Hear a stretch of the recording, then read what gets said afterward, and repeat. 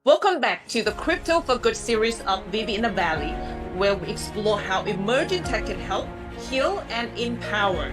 Today, we are talking to an innovator whose project touches something deeply personal: our devices, our data, and the dream that anyone, anywhere can contribute to the future of AI. Think about this. While you sleep, your phone just sits there.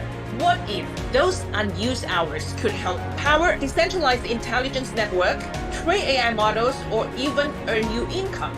That's the bold vision behind aZen, a DePIN project transferring ideal computing into global impact. So joining me is Alessandro Vené, a seasoned entrepreneur who's worked with the European Commission, scaled startups, and now helps lead aZen's mission to build the future of Ubiquitous AI, where intelligence doesn't just flow from Silicon Valley or big tech, but from people like you and me. Hi, Alexandra. Welcome to our show. Hi, Vivi. Very excited for this one. Thanks for inviting me today. I'm very excited to dive into our topics today. That's great. As I mentioned, you've been in tech for almost 20 years with experience in the European Commission, Fortune 500 companies, and also multiple startup exits. So tell us, what made you shift from big institution to grassroots innovation? Well, as you actually said, sometimes the real innovation is from the ground up rather than the other way around. I've actually started my career at the European Commission in R&D, ICT, information computing, computer technology, and it was very, very exciting back in those days. It was like early 2000s, and back in those days, we're talking about the second iteration of internet, whilst we were working on the third iteration. I would say that is that Web 3.0, which is probably more fitting. What we were building back in the days was like, semantic web, which is something that is essentially we are doing even today. But building on the shoulders of governments and big governments and institutions and corporations, it's not always easy because in startups, you need to iterate fast, go to market fast. You need to fail fast. And this is something that in a big corporation or in a big institution, it's very different. So failure, for instance, or even prototyping, working on R&D in governments, it is very, very different than implementing and working on startups. So that is also why at some point I decided to go back to being an entrepreneur in startups because, working fast in a fast-paced environment, wearing many hats, it's probably where I see myself. And when did you enter the Web3 space, the crypto space?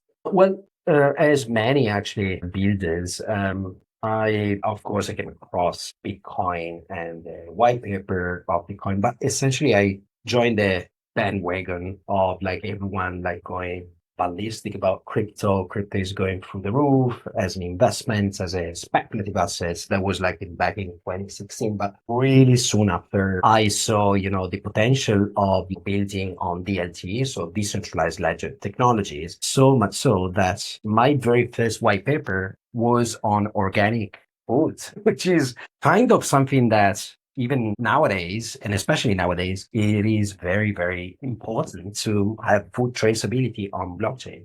So really, really soon after, I realized that I really wanted to be on the forefront of this very new and pioneering technology, talking about permissionless decentralization. That is right after, I would say, that I discovered, crypto. I went beyond, the speculation and speculative side of it, and I started building. That's interesting. You mentioned your white paper on organic food traceability using blockchain and IoT. I think that shows a lot about how you already focus on real applications. And you mentioned DLT as part of your journey into Web3, and you mentioned DLT, distributed ledger tech.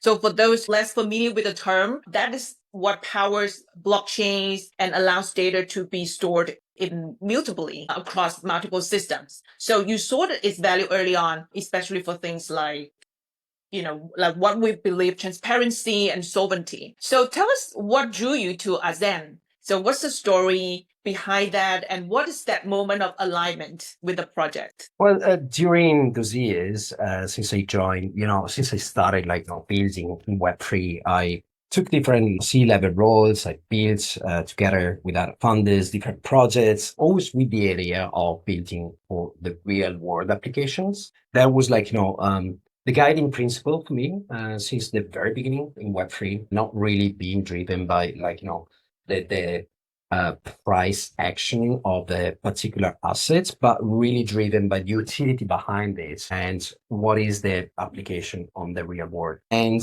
essentially, when I met actually Mike and Felix, it was like a weird encounter, so to speak, because we came across on LinkedIn and then we started chatting. And I was actually helping founders as a mentor in an well-known accelerator. And I was kind of already working on DePIN. And when Felix was actually explaining to me his project, we just actually clicked in a I would say really philosophically. And even though we come from very different culture, but really the vision was immediately aligned. And yeah, that starts my journey. It was more than a year ago together with Felix, building this vision. Actually, we were really driven by the vision. So we just clicked and went parallel since then. That's great because Felix is an old friend of mine as well. And I always admire his vision and his passion. And I'm glad that you two are working on aZen together. So, okay, let's get into it. What exactly is aZen and what problems are you solving?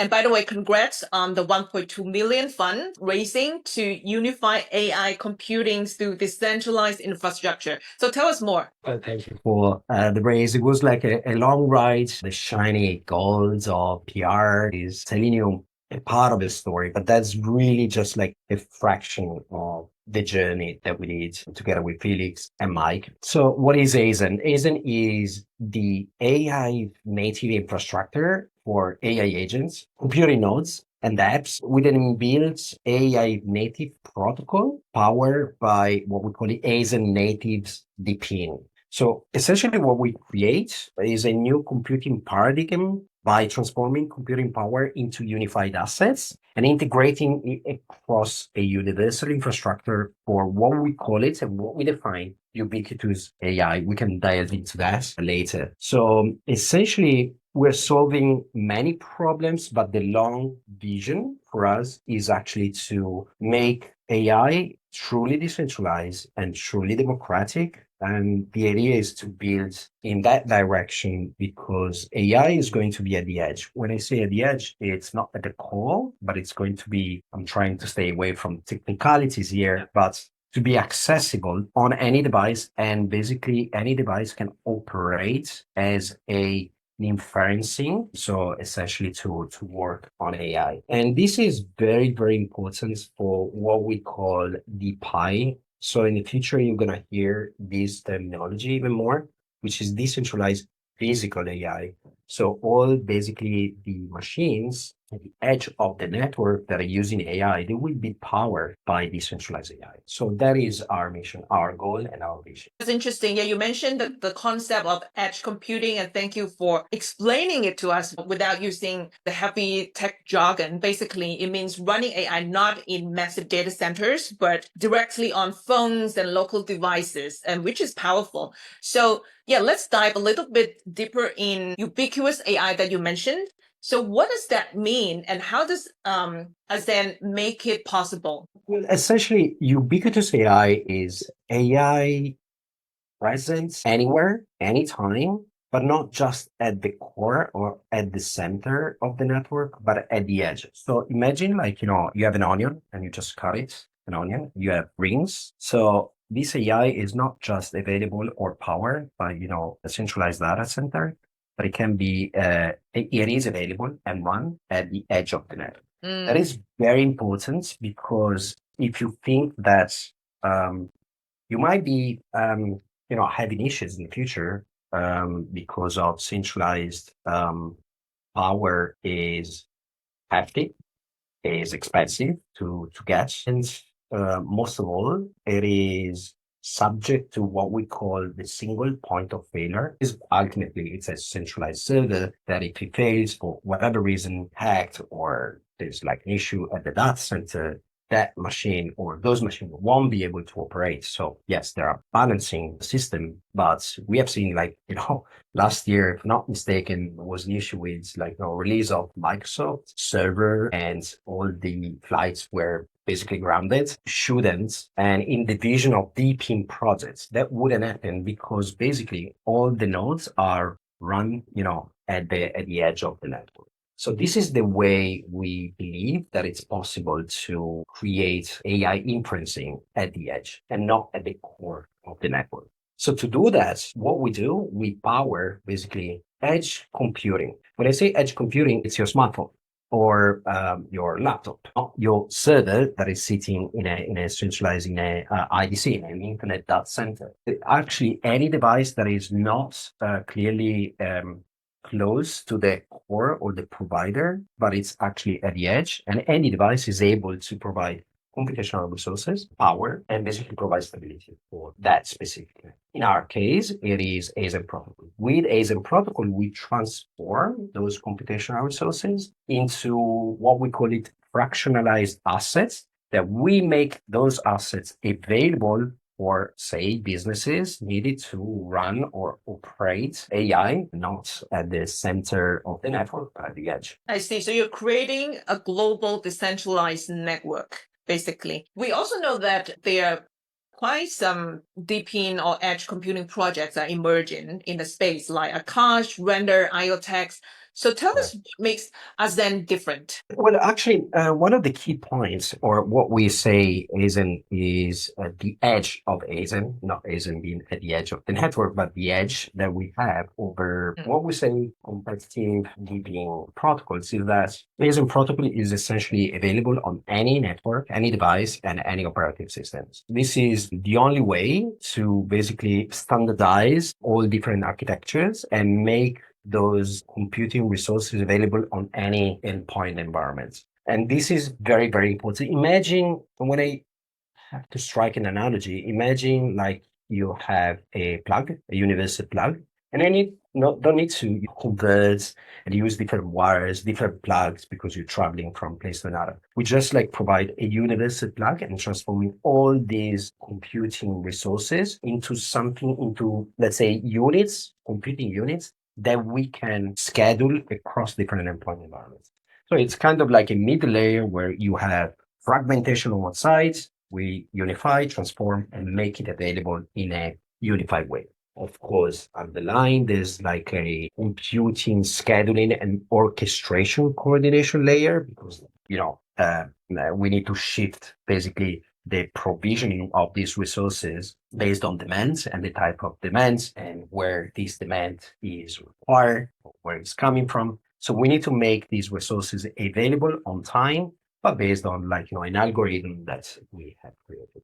So as I said, imagine this analogy and you capture the very core of aZen protocol. I think it boils down to the convenience and usability. Like you said, it's easy as you just can use your phone and contribute the computing power. So I always like projects with cutting edge tech, like you mentioned, the edge of aZen, and also with purpose. I have a feeling that aZen fits into this category very well. So could you share with us some of the real life stories where aZen has already made an impact? Well, actually, if you think that the majority of the power supply is coming from Africa, this is, to me, it's quite staggering. One would say it's not a surprise, but when I say supply, I mean actually resources, computing resources. So the majority of the smartphones that have been connected during the testnet phase of aZen was coming from Northern Africa and Central Africa. To me, this is incredible,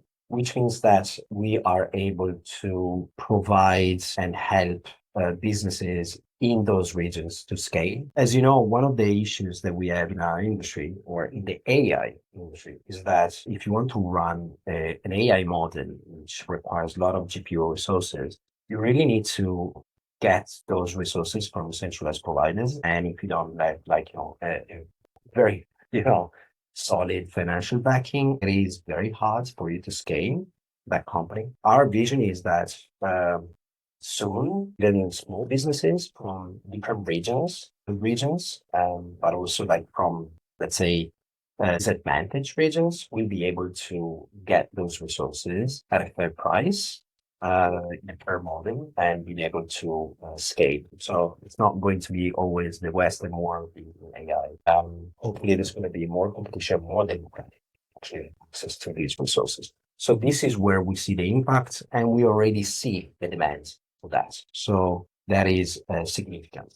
The other point that is quite essential is how we have been sticking around with our community. I've been building projects and being part of like major Web3 projects, scaling different capacity. And I think the idea of community is being overused and misused way too many times and way too often. Our idea is actually to build together with our community. I think I even mentioned to you that we consider our community as part of the team.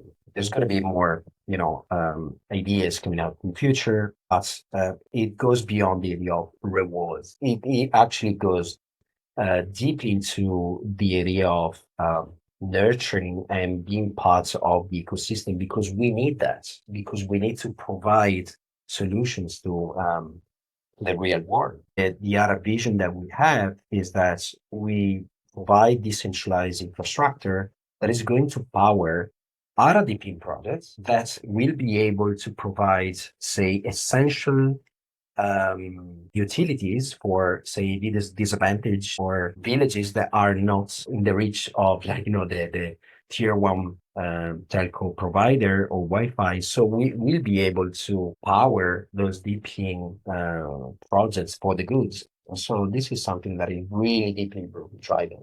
So we see an impact there, and we already see the demand coming up. That's great. I think the adoption in Africa is an amazing story. So you mentioned that with so many device types and networks, the technical fragmentation. So how do you make this network work technically? Well, we have as I mentioned, the protocol is essentially transforming these computational resources, but behind there's an orchestration layer where we basically schedule and provide these resources where is the demand. But one critical point here was how to scale supply efficiently and organically. So since I would say the end of last summer, together with Felix and Mike, we had this idea of like creating a device that works in parallel, let's say, with aZen. And this device is called Zen Hive. It's quite unique. Some deep in projects building their own device. This is our proprietary device, which essentially features AI, again, at the edge. It has optimized data solutions and proof of contribution mining also to, provide more traction for partner layers that are, working with us, and geocentric solutions. In essence, is Zenhive is a machine that provides a very fast CDN and a very accurate, data for businesses in that specific location. The idea is basically to distribute together with aZen DePIN, which is available for any device, as I said, laptop, Linux users, Windows, and mobile phones. There's going to be this distribution of a specific device that is working on different layers. Imagine like you have a mining device that is working on different layer ones or layer twos, different protocols. We have actually just entered into a very interesting agreement with ICP. And prior to that, we've been working and we are working with Peak as well and Swarm, other protocols. But essentially, we provide liquidity solutions on those devices on Zenhive.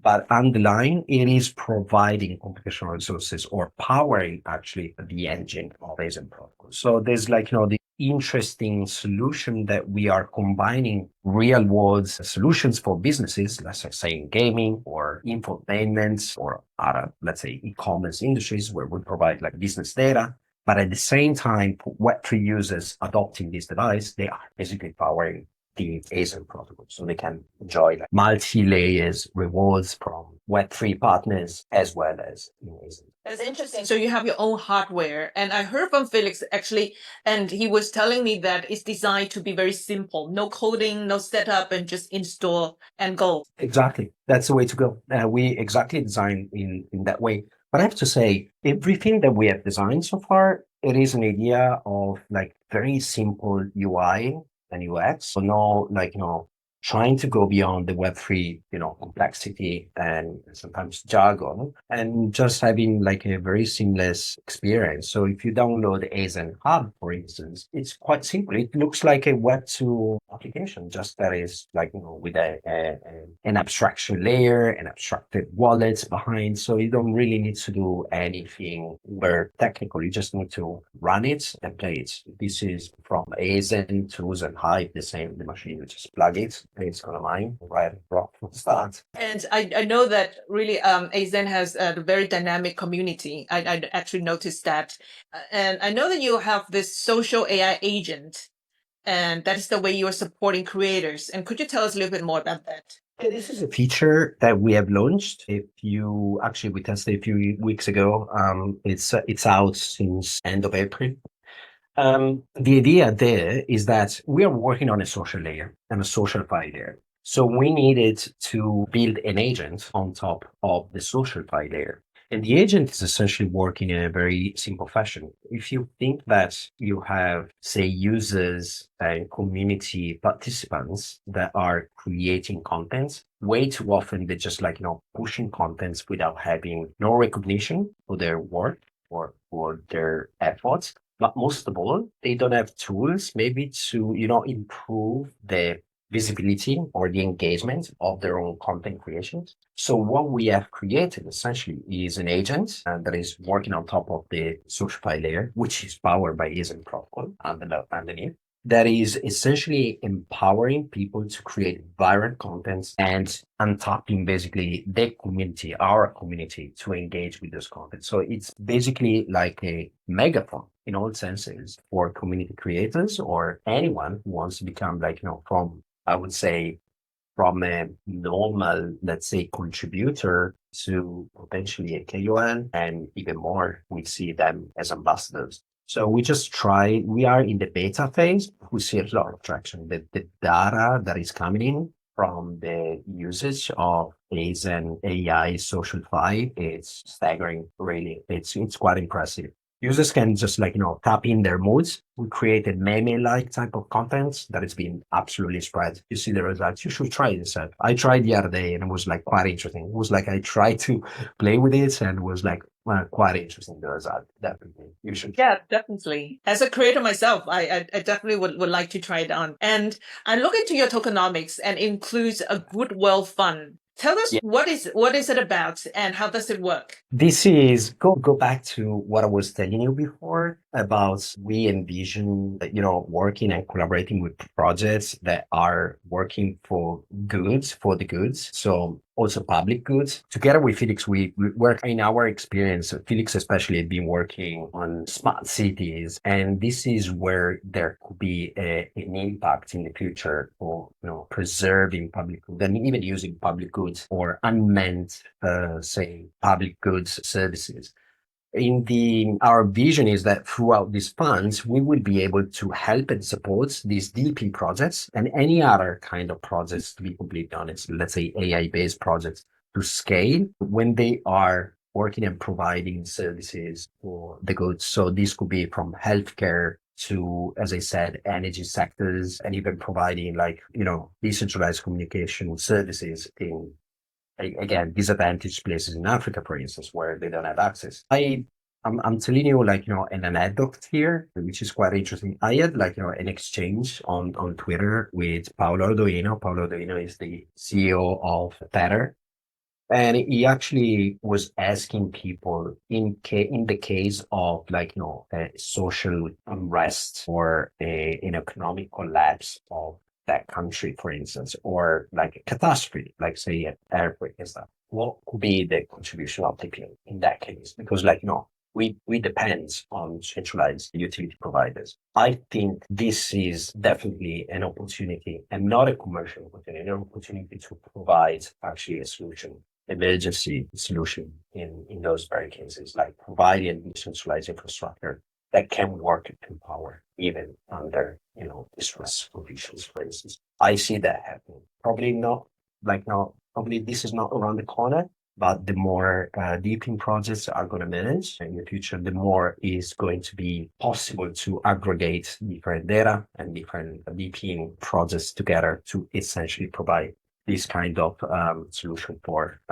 where it's needed the most. That's meaningful. I like the impact side of it. So when can people apply for it? And is it live yet, or is it a planning for the near future? You mean Goodwill Fund, the Goodwill Fund. yes, it's going to be available in the future. As you know, we are very close, but not TG yet. So we need to actually go to market and launch our mainnet. There's going to be steps before launching the Goodwill Fund. That's in our tokenomics. And that is still a beer treasury, and it's going to be deployed most likely in 2026. That's great. Let's zoom out to talk about like the bigger picture with AI. Feels more centralized than ever, with major companies racing to acquire data and computing power for their own advantage, right? So in this context, why is it urgent to push for a decentralized model now? And also, what kind of risks do we face if we don't?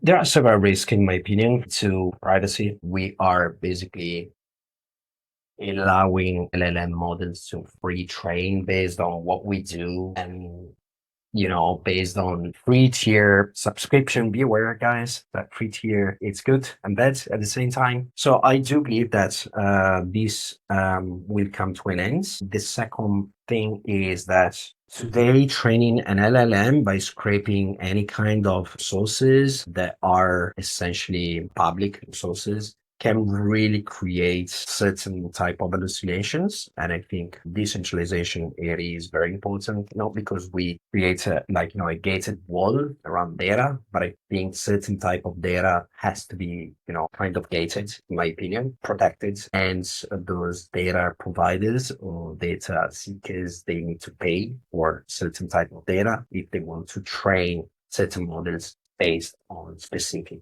let's say, research or private data sets that are not currently available.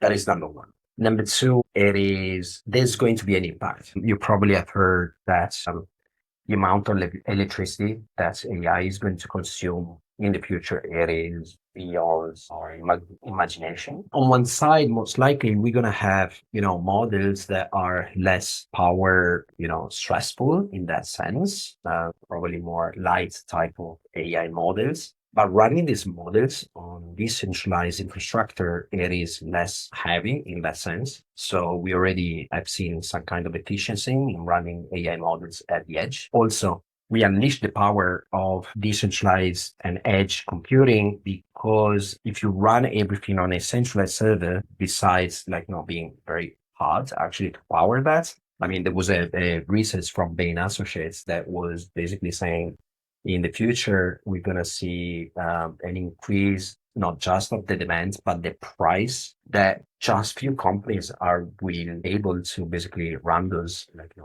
data centers. So it is paramount that we avoid centralization in that sense. We avoid falling back into the trap of Web 2 somehow. I mean, Web 2 was amazing, but really it was an eye opener for those who were in internet, living on the internet, on let's say the first internet was totally free, was totally open. So we need to avoid that at any cost, in my opinion. Plus, of course, there's going to be a lot of regulations and jurisdictions that are going to implement local regulations. It's going to be quite interesting, in my opinion.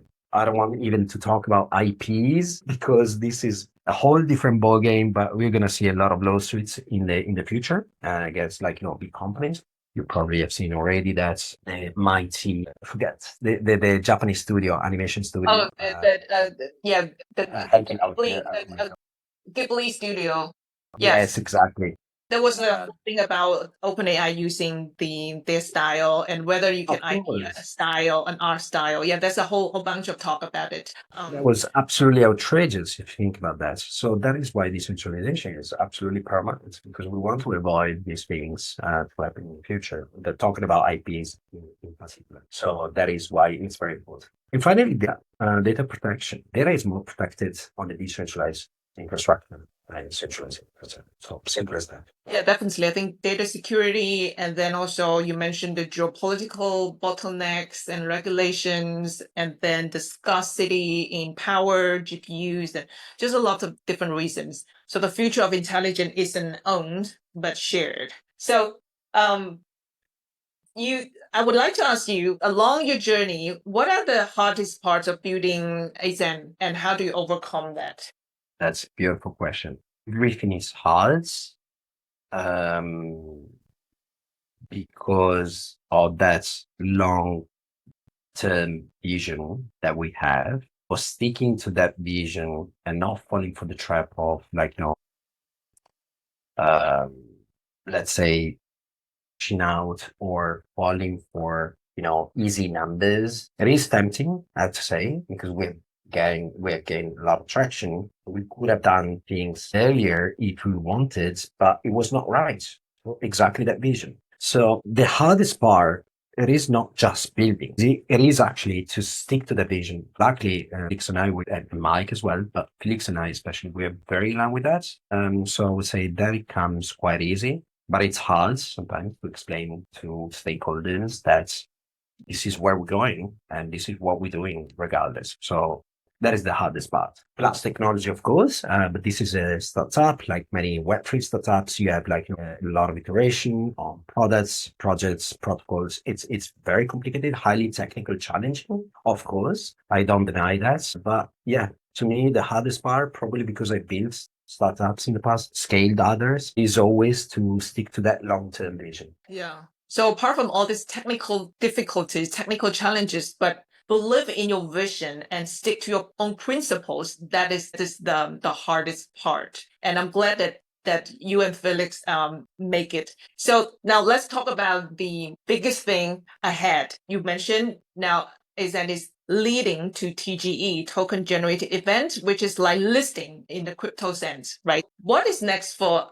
aZen, and tell us a little bit more about the upcoming milestones and how can people get involved? Actually, people can get involved before, after. It's not a token that it's been launched that is going to change anything in per se, in the vision of the project. It is actually just another milestone. It was due in the sense that the project is now mature because we have finalized the two test nets, the main test nets.